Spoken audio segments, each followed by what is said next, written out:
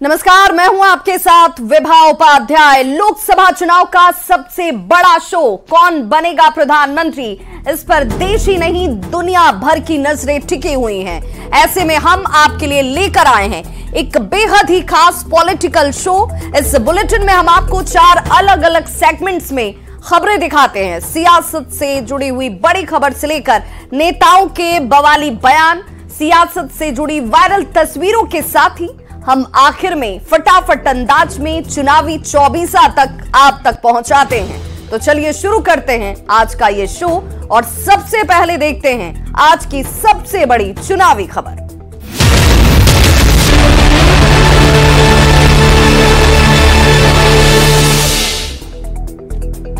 लोकसभा चुनाव से पहले इंडी गठबंधन में शामिल दलों को झटका लगने का सिलसिला बदस्तूर जारी है। मंगलवार को कांग्रेस के 2 और आरजेडी के 1 एमएलए बीजेपी में जाकर शामिल हो गए। एनडीए की नई सरकार के फ्लोर टेस्ट के पहले आरजेडी के नेता बार बार खेला होगा और खेला बाकी है की बात दोहराते नहीं थक रहे थे, लेकिन कांग्रेस और आरजेडी के साथ ही खेला हो गया। बीजेपी प्रदेश अध्यक्ष सम्राट चौधरी के साथ तीनों विधायक भगवा पट्टा लगाकर विधानसभा पहुंचे और तब सियासत बेहद तेज हो गई। मंगलवार को बिहार की सियासत में अचानक बड़ा खेला हो गया। ये बड़ा खेला हुआ है उन पार्टियों के साथ जो विधानसभा में फ्लोर टेस्ट से पहले बार बार खेला होगा के दावे करते थे। जी, बात महागठबंधन की हो रही है। सरकार से बाहर होने के बाद तेजस्वी यात्रा पर है। इधर उनके गठबंधन के 3 विधायक टूटकर बीजेपी में शामिल हो गए। सम्राट चौधरी के साथ आरजेडी विधायक संगीता देवी, साथ में कांग्रेस विधायक मुरारी गौतम और सिद्धार्थ सौरभ भगवा पट्टा पहनकर विधानसभा पहुंचे। जो भी है सार्थक निर्णय जो होता है उसको लेने में देर नहीं करनी चाहिए और हम लोगों ने सार्थक निर्णय लिया है देश हित में, प्रदेश हित में। आरजेडी और कांग्रेस में हुई टूट के बाद बिहार में सियासी वॉर पलटवार का दौर तेज हो गया है। लेकिन पहले आप आरजेडी और कांग्रेस से टूटे तीनों विधायकों को जान लीजिए। संगीता देवी मोहनिया से विधायक हैं। 2020 में पहली बार आरजेडी के टिकट पर चुनाव जीती। 8 साल पहले राजनीति में आई और आरजेडी महिला प्रकोष्ठ की अध्यक्ष रह चुकी हैं। बात दूसरे विधायक मुरारी गौतम की करें तो मुरारी गौतम कांग्रेस के टिकट पर रोहतास के चेनारी से विधायक हैं। 2020 में जेडीयू के ललन पासवान को हराया था। अनुसूचित जाति से आने वाले मुरारी गौतम महागठबंधन सरकार में मंत्री भी रहे हैं। वहीं सिद्धार्थ सौरभ विक्रम से कांग्रेस के टिकट पर विधानसभा का चुनाव जीते। भूमियार जाति से आने वाले सिद्धार्थ सौरभ दूसरी बार कांग्रेस के टिकट पर चुनाव जीतकर विधानसभा पहुंचे थे। ये तीनों विधायकों का बीजेपी ज्वाइन करना लोकसभा चुनाव के पहले इंडी अलायंस के लिए बड़ा झटका है, जिसकी खींच आरजेडी नेताओं के बयान में भी दिख रही है। अभी सब फालतू बात पूछने से कोई फायदा है? बताइए, चौपाया को बांधेगा कि दोपाया को बांधेगा? लेकिन वजह क्या है? लगातार टूट हो रही है राजद में। अरे खरीद बिक्री हो रही है। पहले नहीं देखे 3 विधायक लोग जाकर गए तो खरीद बिक्री ही का ना वो कमाल था। कांग्रेस एमएलसी प्रेमचंद्र मिश्रा का कहना है कि ये सब कुछ ऑपरेशन लोटस का हिस्सा है। इसको टूट नहीं कह सकते हैं। इसका मतलब है कि जो बीजेपी वालों का जो ऑपरेशन लोटस चलता रहता है ये उसी का नतीजा है।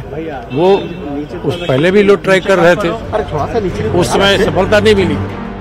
दूसरी ओर एनडीए की तरफ से जेडीयू एमएलसी नीरज कुमार ने पलटवार किया है।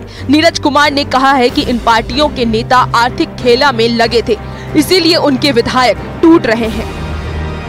लोकसभा चुनाव के पहले जिस ढंग से पूरे देश भर में विपक्षी पार्टियां टूट रही हैं, उसके बाद सबसे बड़ा सवाल तो यही उठ रहा है कि आखिर विपक्ष टूट क्यों रहा है और क्या ये टूटता विपक्ष मोदी का मुकाबला कर पाएगा? न्यूज़ 18 के लिए आनंद अमृतराज और शैलेंद्र कुमार के साथ ब्यूरो रिपोर्ट। तो लोकसभा चुनाव से पहले आरजेडी के पूर्व विधायक अरुण यादव के ठिकानों पर ईडी की रेड पड़ी। मनी लॉन्ड्रिंग मामले में हुई छापेमारी ने बिहार की सियासत में जैसे गर्मी पैदा कर दी हो। बता दें कि नीतीश सरकार के विश्वास मत करने से एक दिन पहले भी पुलिस ने विधायकों की खरीद फरोख्त की आशंका को लेकर अरुण यादव के ठिकानों पर दबिश दी थी। अरुण यादव को लालू परिवार का बेहद करीबी माना जाता है।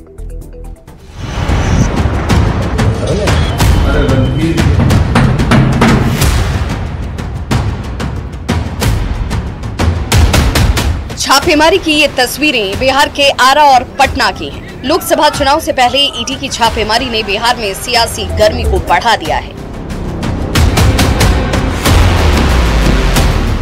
ईडी की ये कार्रवाई आरजेडी के पूर्व विधायक अरुण यादव के खिलाफ हुई। मनी लॉन्ड्रिंग से जुड़े मामले में ईडी की टीम ने आरा के अज्ञाओं और पटना के 2 लोकेशंस पर दबिश दी। दानापुर के मरछिया देवी अपार्टमेंट में पूर्व विधायक अरुण यादव के फ्लैट में छापा पड़ा। आरा के अज्ञाओं में छापेमारी की खबर फैलने के साथ ही समर्थकों का हुजूम उमड़ पड़ा। समर्थकों ने जानबूझकर परेशान करने का आरोप लगाया है। जैसे ही समर्थकों को इस बात की जानकारी मिली, सैकड़ों की संख्या में जो समर्थक हैं उनके आवास पर पहुंच गए हैं। देखिए मेरे पीछे बहुत लोग मौजूद हैं, जो समर्थक हैं वो खड़े हैं। अरुण यादव बाहुबली छवि के नेता हैं। बालू, कंस्ट्रक्शन और डेयरी के कारोबारी हैं। अरुण यादव की पत्नी किरण देवी संदेश सीट से आरजेडी की विधायक हैं। यहाँ से पहले अरुण यादव विधायक रह चुके हैं। अरुण यादव लालू परिवार के बेहद करीबी माने जाते हैं। अरुण यादव के ठिकानों पर छापेमारी को लेकर जब नेता प्रतिपक्ष तेजस्वी यादव से सवाल किया गया तो तेजस्वी यादव ने कहा कि अब ऐसी छापेमारी से कोई फर्क नहीं पड़ता। सर रेड पड़ रहा है भोजपुर में, किरण देवी विधायक, क्या फर्क पड़ रहा है? जब भी ईडी सीबीआई इनकम टैक्स काम कर रही है विपक्षी नेताओं के यहाँ, तो आप समझ जाइए कि भाजपा के लोग घबराए हुए हैं।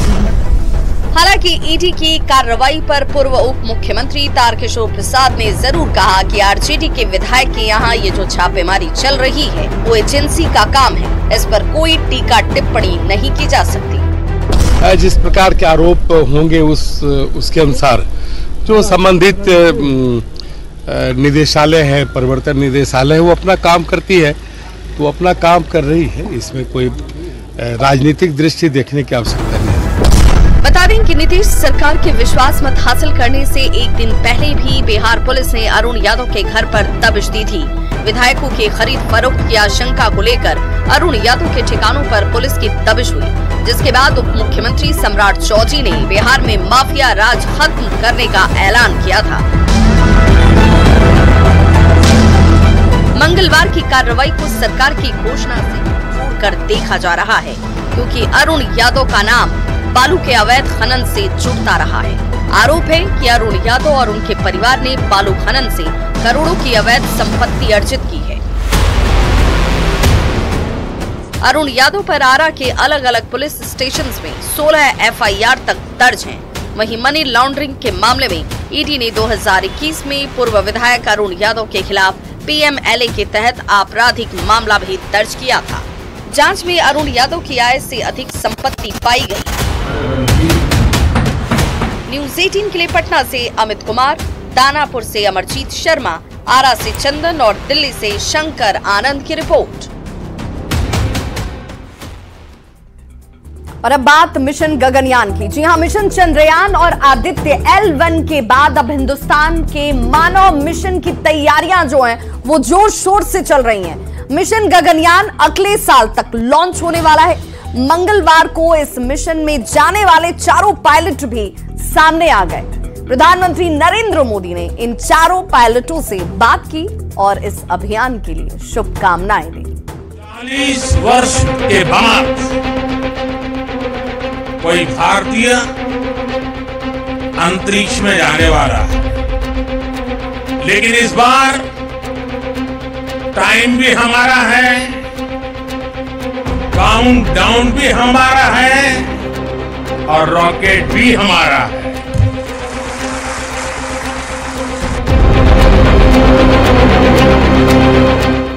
चंद्रयान और सूर्य मिशन पर आदित्य L1 को भेजने के बाद अब भारत के पहले मानव मिशन की तैयारियों ने जोर पकड़ लिया है। चांद और सूरज के बाद भारत एक बार फिर अंतरिक्ष पर इतिहास रचने को तैयार है। भारतीय अंतरिक्ष एजेंसी इसरो अपने गगनयान मिशन पर दिन रात काम कर रहा है। अंतरिक्ष यात्री बनने के लिए बहुत से गेस्ट पायलटों ने आवेदन दिया था, जिसके बाद 12 पायलट चुने गए थे और आखिर में 4 टेस्ट पायलटों का चयन हुआ।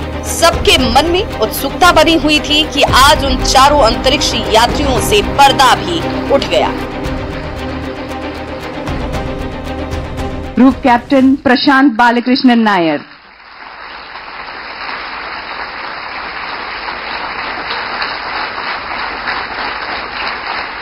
Group captain Ajit Krishnan,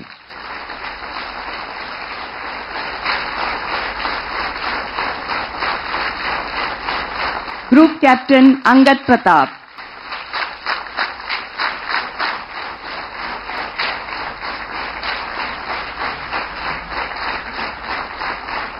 wing commander Shubhanshu Shukla. PM Modi Thiruvananthapuram के विक्रम साराभाई अंतरिक्ष केंद्र पहुंचे थे। उन्होंने पायलटों से बात करके शुभकामनाएं दी, इसरो के वैज्ञानिकों को सराहा। आज भारत के लिए ये ऐसा ही क्षण है। हमारी आज की जनरेशन बहुत सौभाग्यशाली है, जिसको जल, थल, नभ और अंतरिक्ष में पीएम मोदी ने एक बार फिर से वैज्ञानिकों को आश्वस्त किया कि हिंदुस्तान का स्पेस मिशन बिना रुकावट के चलता रहेगा। गगनयान मिशन के तहत 4 चालक दल के सदस्यों को 400 किलोमीटर की कक्षा में 3 दिनों के मिशन के लिए लॉन्च करना और उन्हें सुरक्षित रूप से पृथ्वी पर वापस लाना है। इसरो ने इस मिशन की टेस्टिंग पिछले साल की थी। मिशन गगनयान के तहत जाने वाले चारों टेस्ट पायलटों की शुरुआती ट्रेनिंग रूस में हुई है। गगनयान की लॉन्चिंग से पहले इसरो 2 मानव रहित मिशन अंतरिक्ष में भेजेगा और बाद में अंतरिक्ष यात्रियों को भेजा जाएगा। Bureau report, news 18। और शो के सेगमेंट में अब देखते हैं बयान बवाली, नेताओं के वैसे बयान जिस पर मच गया है सियासी घमासान।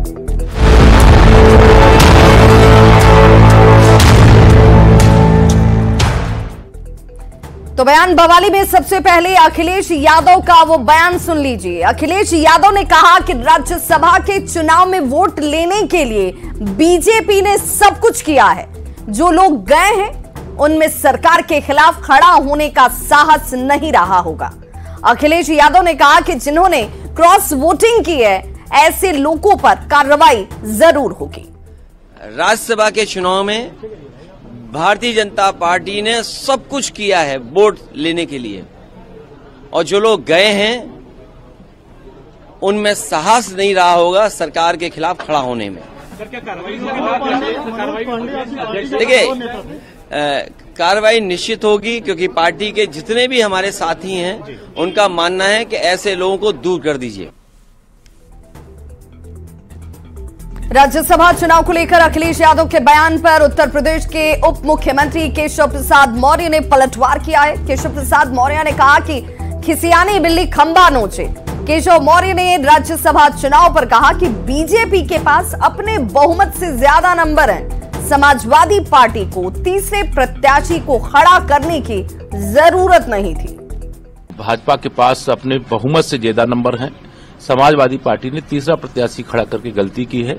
चुनाव की जरूरत नहीं थी, लेकिन तीसरा प्रत्याशी उनके पास नंबर नहीं थे, तब भी उन्होंने खड़ा किया है। वोटों की गिनती होगी तो 8 भाजपा के जीतेंगे, 2 सपा के जीतेंगे। सर, अखिलेश यादव लगातार आरोप लगा रहे हैं कि बीजेपी विधायक खरीद फरोख्त खिसियानी बिल्ली खंभा नोचे। बिहार के पूर्व मुख्यमंत्री राबड़ी देवी ने बीजेपी पर बड़ा हमला किया है। राबड़ी देवी ने कहा कि अब बीजेपी पहले वाली बीजेपी नहीं रह गई है, ये गुंडा पार्टी है। गुंडा राज आ चुका है और पूरे बिहार में अपहरण, हत्या, बलात्कार जैसी घटनाएं हो रही हैं। भाजपा नहीं रह गया है। जंगल पार्टी है, गुंडा पार्टी है, गुंडा पार्टी है, भाजपा देश के जलाने वाला पार्टी है। भाजपा नहीं रह गया है, गुंडा के राज आ गया है, गुंडा तो रहेगा करेगा। प्रधानमंत्री के सेगमेंट में देखते हैं ऐसी तस्वीरें जो सियासी लिहाज से सोशल मीडिया पर हैं, तेजी से वायरल।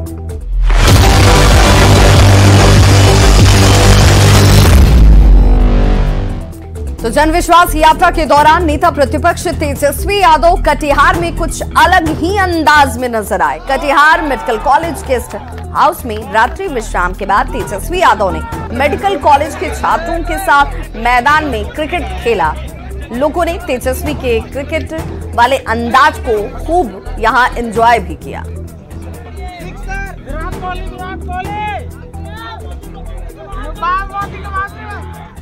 और प्रधानमंत्री के शो के आखिर में देख लेते हैं फटाफट अंदाज में चुनाव से जुड़ी हुई 24 खबरें चुनाव 24 में।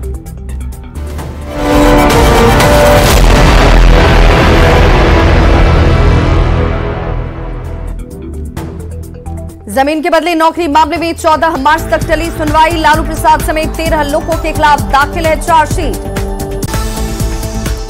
पूर्व आरजेडी विधायक अरुण यादव के आरा और पटना के 3 ठिकाने पर ईडी की रेड। मनी लॉन्ड्रिंग मामले में चल रही छापेमारी। आरजेडी नेता अरुण यादव के ठिकानों पर रेड पर बोले नेता प्रतिपक्ष तेजस्वी यादव, ऐसी छापेमारी से नहीं पड़ता कोई फर्क। ईडी की कार्रवाई के सवाल पर पूर्व डिप्टी सीएम तारकिशोर प्रसाद ने साधी चुप्पी। कहा इस पर टीका टिप्पणी करना ठीक नहीं। जेडीयू के नवनिर्वाचित राज्यसभा सांसद संजय झा का दिल्ली में हुआ स्वागत। कहा एनडीए की बैठक में जल्द सीट शेयरिंग पर चर्चा। विधान परिषद के बाहर पोर्टिको में आरजेडी ने जमकर किया हंगामा। किसानों की आय बढ़ाने और 7 निश्चय में घोटाले को लेकर की नारेबाजी। रक्षा मंत्री राजनाथ सिंह दरभंगा में लोकसभा चुनाव प्रचार की करेंगे शुरुआत। 28 फरवरी को जनसभा को करेंगे संबोधित। पूर्व सांसद आनंद मोहन की रिहाई को चुनौती देने वाली याचिका पर सुनवाई टली। सुप्रीम कोर्ट 5 मार्च को करेगा सुनवाई। सीएम नीतीश कुमार ने पीएमसीएच के नए भवन का किया उद्घाटन। मजदूरों से की मुलाकात। कहा जल्द काम करें पूरा। बीजेपी नेता मुख्तार अब्बास नकवी पहुंचे किशनगंज के एमजीएम मेडिकल कॉलेज। बीजेपी सहित एलजेपी जेडीयू के नेताओं ने किया स्वागत। वित्त मंत्री रामेश्वर उरांव ने पेश किया झारखंड का बजट। बुनियादी सुविधाओं और आधारभूत संरचनाओं पर रहा फोकस। झारखंड विधानसभा में 1,28,900 करोड़ का बजट हुआ पेश। 2 लाख तक बढ़ा किसानों की कर्ज माफी का दायरा। अब आवास के लिए 4,831 करोड़ 83 लाख रुपए का प्रावधान। 6 बड़े शहरों में होगा पलाश मार्ट का निर्माण। बजट पेश होने से पहले झारखंड विधानसभा में बीजेपी ने फिर उठाया जेएसएससी सीजीएल पेपर लीक का मुद्दा। सीबीआई जांच कराने की मांग। 1 मार्च को झारखंड के दौरे पर आएंगे प्रधानमंत्री नरेंद्र मोदी। सिंदरी के कार्यक्रम में होंगे शामिल। साथ ही सिंदरी हॉल फैक्ट्री का भी करेंगे उद्घाटन। दानापुर अनुमंडल कार्यालय में कार्यक्रम के दौरान हंगामा। सांसद रामकृपाल यादव ने गुस्साए लोगों को कराया शांत। नीतीश कैबिनेट में मंत्रिमंडल विस्तार को लेकर मंत्री प्रेम कुमार का बड़ा बयान। बोले जल्द मंत्रिमंडल का होगा विस्तार। पूर्णिया में सैकड़ों लोगों ने तेजस्वी यादव के खिलाफ किया नारेबाजी और हंगामा। लोगों की फरियाद सुने बगैर जाने पर लोगों ने जाहिर किया विरोध। धनबाद में पीएम मोदी की रैली को लेकर बीजेपी नेताओं की बैठक। बाबूलाल मरांडी के नेतृत्व में बीजेपी नेता प्रधानमंत्री का करेंगे स्वागत। जेएमएम की संकल्प सभा को लेकर रामगढ़ से सैकड़ों कार्यकर्ता रांची के लिए रवाना। पुराने विधानसभा मैदान में आयोजित सभा में लेंगे हिस्सा। जनविश्वास यात्रा को लेकर बाढ़ में महागठबंधन नेताओं ने तेज की तैयारी। 29 फरवरी को कार्यकर्ताओं को संबोधित करेंगे नेता प्रतिपक्ष तेजस्वी यादव। औरंगाबाद में प्रधानमंत्री नरेंद्र मोदी के संभावित दौरे को लेकर तैयारियां तेज। रतनुआ गांव के 20 एकड़ जमीन में बन रहे कार्यक्रम स्थल का डीएम ने लिया जायजा। बेगूसराय में केंद्रीय मंत्री गिरिराज सिंह ने झारखंड सरकार पर साधा निशाना। कहा झारखंड में वर्तमान सरकार अपराधियों को दे रही संरक्षण। चतरा में पूर्व मुख्यमंत्री जीतन राम मांझी ने शराबबंदी कानून को बताया विफल। बोले गरीबों को शराब पीने के जुर्म में जेल भेज रही पुलिस।